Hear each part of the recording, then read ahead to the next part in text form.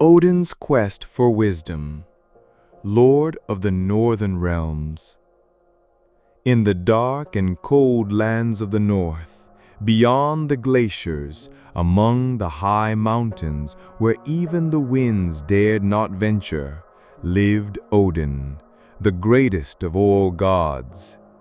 This mighty deity who sat upon the golden halls of Asgard was not merely the Lord of war and victory.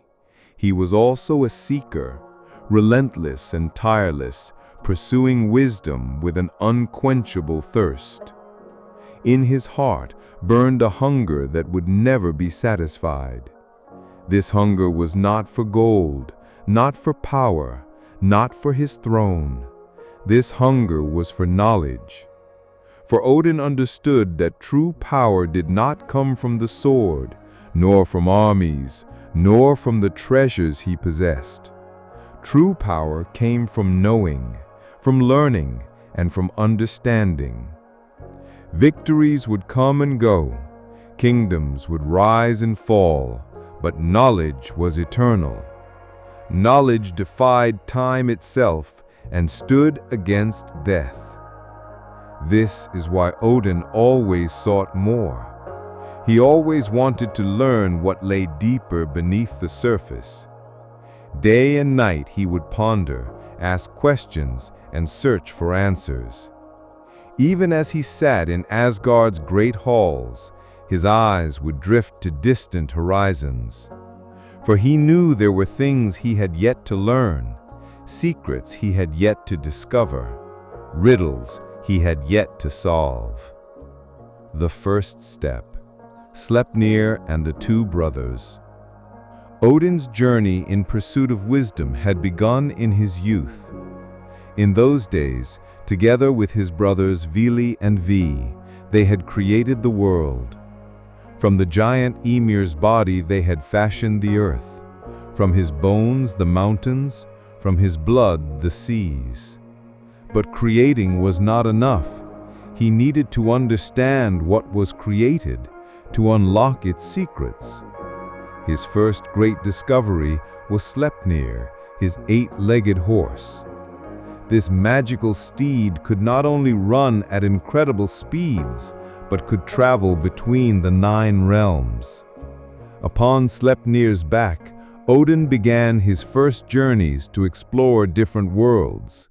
He descended to the realm of humans, traveled to the lands of giants, journeyed to the dark elf kingdoms. Each new place offered him new knowledge. Every being he encountered told him a different story. But this was not enough, for Odin wondered about the truth that lay behind what could be seen. Why was everything as it was? How did the universe function? How could he peer into the future? What were the secrets of the past? Thus, after long searches, one day his path led him to the roots of Yggdrasil. This was no ordinary tree. This was the sacred tree that supported the entire universe, connecting the 9 realms, bringing together past and future. Its roots extended to the 9 worlds, its trunk encompassed the earth, and its branches pierced the sky, reaching into infinity. When Odin first approached Yggdrasil, he felt great reverence. Around the tree pulsed a magical energy. In the air, whispers of invisible forces could be heard. As its leaves swayed in the wind, they seemed to play the melody of the universe. Its bark carried the stories of thousands of years, and its roots harbored the deepest secrets. At the base of Yggdrasil lay a well. This well was called Mímir's well. It was no ordinary well. Its depth was infinite, its water crystal clear, yet within it could be seen the reflection of the entire universe. The water of this well was not ordinary water.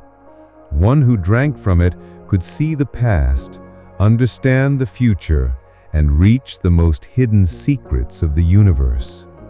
But this well had a guardian. Mímir was a wise being who had lived here since ancient times. His beard touched the ground, and in his eyes shone the wisdom of thousands of years. He saw everything, knew everything. He knew every moment of the past, every possibility of the future. When Odin approached the well, Mímir looked at him sternly. His eyes examined Odin from head to toe, read his heart, understood his intentions. "Ah, Prince of Asgard," said Mímir, his voice deep and echoing. "What brings you here?" "I seek wisdom," said Odin, with determination in his voice. "I wish to drink from this well's water." Mímir smiled, but it was a cold smile. Wisdom. Everyone wants wisdom, but how many are truly ready to pay the price? "I am ready," said Odin without hesitation. "If you wish to drink from this water, you will pay me a great price, for wisdom does not come free. Truth demands sacrifice." The great sacrifice. The price Mímir bemerked was terrifying. He said, "You will sacrifice one of your eyes, for to see truth, one must give up what is merely visible." These words gave Odin pause. Losing an eye was no small matter. How would he fight in battles? How would he see his enemies? How would he behold beauty, nature, the faces of his loved ones? But then he thought, were the things he saw with this eye truly important? The visible was often deceptive. The real truth lay behind what could be seen, and for Odin, truth was more valuable than an eye. Thus, without hesitation, he tore out his own eye with his own hand. He felt great pain, blood flowed, but he did not give up. Without pause, he cast his eye into the well.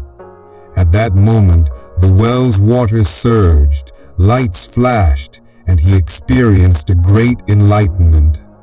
Now Odin would see the universe with one eye, but what he saw would not be ordinary things. From that moment on, he saw into the depths of time. He saw the shadows of the past, the dark signs of the future, and the great end called Ragnarok. He had lost an eye, but gained wisdom. The heavy burden of wisdom. After drinking from Mímir's well, Odin underwent a great transformation. He was no longer just the king of the gods. He had become a being who could see past and future, who knew the secrets of the universe, who pursued truth. But this wisdom also brought a great burden, for now he knew that great sorrows lay in the future. He had seen that the people he loved would die, that his friends would be lost, that even he himself would eventually perish. This knowledge pressed down on his shoulders like a heavy stone. During the days, as he sat in Asgard's halls, at night he saw terrible visions in his dreams.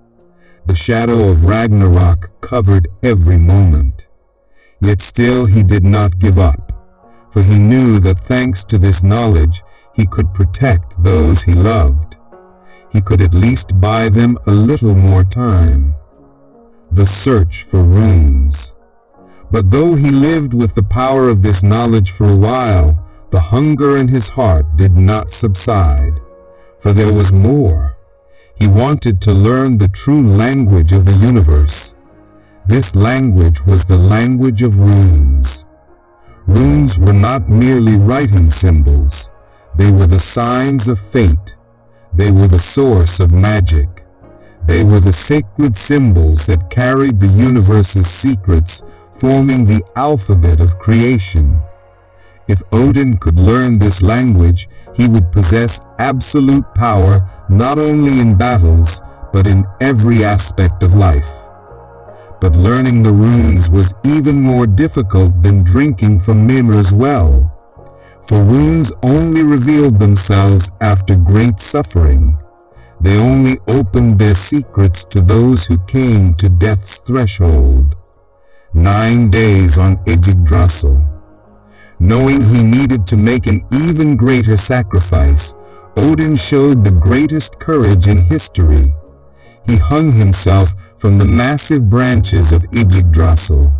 He pierced his chest with his spear Gunja, and thus for 9 days and 9 nights he hung there. There was no food, no water. Pain racked his body. Cold winds pierced his soul. As ravens cawed circling around him, Odin closed his eyes and plunged into the depths of agony.